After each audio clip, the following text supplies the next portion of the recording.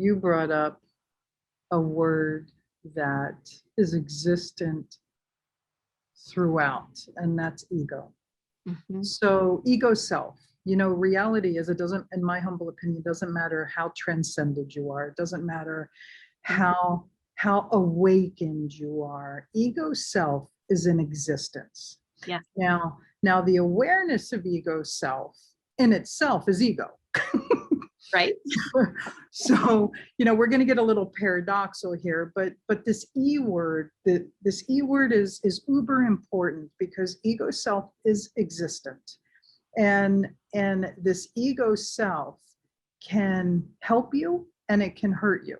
Mhm. Now it depends on how you acknowledge ego self, and how you allow ego self to either show itself as ego or just the self that it is. Right. So I'd like for you to expand a little bit on the word that you brought up. Mhm.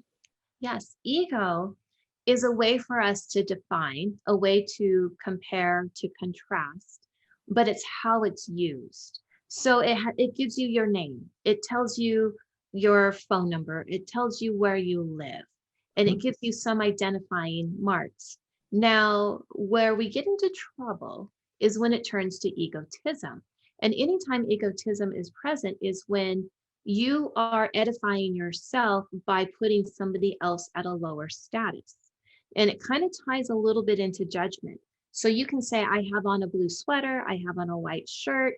That is identifying me based on what I'm wearing. It's an observational judgment for identification. When it Mhm. turns to a critical judgment, whether or not you like this shade of blue or not, or no, it doesn't go with the white shirt, they should blend more.